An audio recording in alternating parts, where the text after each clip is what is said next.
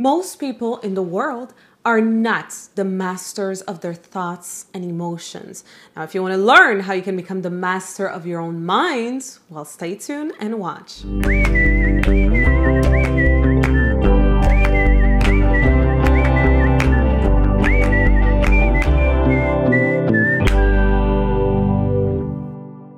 This is Alexandra Villarroel Abrego, and welcome back to Alexandra TV, where every Wednesday I share with you the best coaching strategies and techniques to create the life of your dreams and to become the greatest version of yourself. Now, make sure, of course, you're subscribed to this channel, because if you aren't, you're going to miss out on the new episodes that come out every week. You also want to visit my website, alexandravillarroel.com, and subscribe to my email list, because if you do, I will be sending over your way a free 4-part video training series that will teach you how to take your personal and professional life to the next level. You don't want to miss out on that either. In my line of work, I often talk about freedom. I teach people how to become free, how to live lives of freedom. And I teach them that in order to have external freedom, meaning to have financial, professional freedom, to be able to do basically what you want, when you want, with whom you want, well, you first need to have emotional freedom.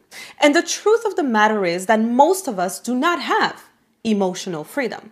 We spend our lives believing that we have free will, but we really don't in actuality. Did you know that only 2 to 4% of the decisions that you take every day are taken by you? The remaining 96 to 98%, they're basically made on autopilots. They're automatic. 96 to 98% of the things that you do every day, of the decisions that you make, even of the thoughts that you think, are on autopilot. And they are made by what? By your subconscious mind. Let me give you a quick example that will show you that this is actually very, very true. Now, think about your favorite food. Your favorite food, the thing that you love the most, the thing that whenever you have a craving, it's that. For me, personally, it's chips. I love chips. I've tried for many years to stop eating chips, and I cannot stop because I love chips, right? So if, let's say, your food of choice is, cake. Well, right now I'm telling you, stop liking cake. Okay, just stop it right now. Are you going to stop? No, you're not going to stop. Now, if you had free will, you would stop it like that. It's like people that say that they're going to lose weight, people that say they're going to go to the gym, people that say that they're going to stop eating junk food. If we truly as humans had free will, we would stop. We would just say, okay, I don't like cake anymore. I don't like chips anymore. I'm going to start going to the gym as of tomorrow. Let's go. But it's not like that. Why? Because 96 to 98% of the things that we do, of the decisions that we make, are basically in our subconscious mind, and they have been programmed into our minds. But the good news, of course, is that you can reprogram your mind in order to stop eating chips or liking cake or going to the gym. Now, this is a process. The primary step to this process, the first step, is to really understand that there's 2 entities in your mind. There's the conscious mind, and then there's the subconscious mind. Now, your conscious mind represents around 12% of your mind. The subconscious mind represents 88%, approximately 88% of your mind, of your brain. So, of course, the subconscious mind is much more powerful than the conscious mind, Whatever desire you have, whatever goal you have, if it's only in your conscious mind and not already engraved and programmed in your subconscious mind, there's no way that you will be able to succeed or to achieve whatever it is that you want, because the decisions that you're going to be taking are going to be taken by your subconscious mind and not by your conscious mind. So if your subconscious mind is not aware of that thing that you want, that desire that you have, well, your subconscious mind is not going to work towards that, right? It's just going to be that 12%, and that's not enough for things to manifest into your external reality. So first of all, understand that. Understand the fact that there's a conscious mind and the subconscious mind. Now, what you need to work on is the subconscious mind, to reprogram that. Your subconscious mind has been programmed when you were a child.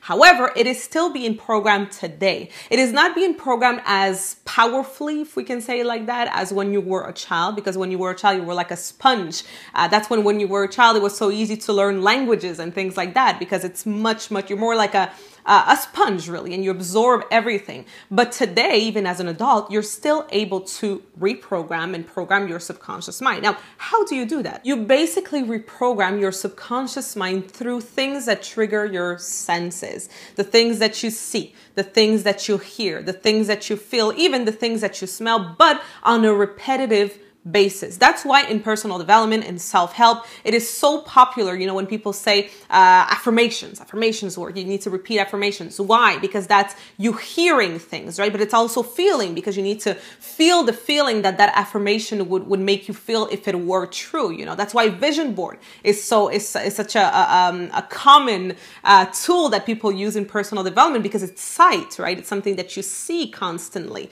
That's why, you know, audio tapes are so popular, because it's things that you hear. You know, you're constantly hearing these positive messages and things like that. But you have to understand that when it comes to reprogramming your mind, it's just that. It's basically for you to create things that will trigger your senses on a repetitive basis. Now, it needs to be repetitive. It needs to be consistent. So if, let's say, you are constantly hearing negative things, if let's say you spend your time listening to music that's really sad and depressing, like very sad love songs of people saying how life is terrible, you are reprogramming your subconscious mind. You're programming your subconscious mind to feel sad and to start creating things in the external world that are sad and that represent that music, you know? So one thing you have to understand is that we're constantly programming our subconscious mind without even knowing it through the repetition of things that trigger our senses. Now, in order to create the life that you want, well, you need to make sure that the things that trigger your senses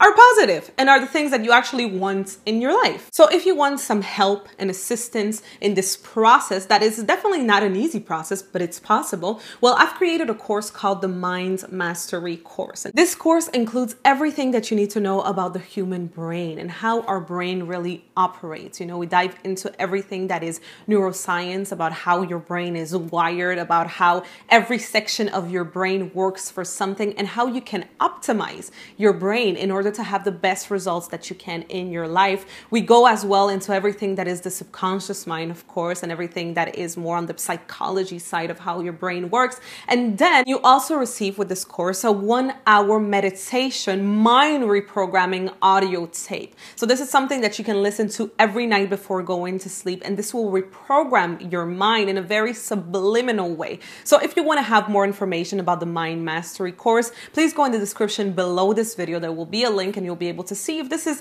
something that works for you, right? If this is something that you think could add value to your life and help you on the process towards reprogramming your mind and, like that, becoming the master of your own thoughts. So that is it for this week's episode. I hope that you enjoyed it. And if you did, please don't forget to like, don't forget to share with all of your friends. And this week in the comment section down below, I would love to know what other topics do you want me to talk about. So what questions do you have? Just write them down in the comment section and I will be able to see, you know, what other topics I can do for the next few episodes of Alexandra TV. So that is it for today, and I will see you next week.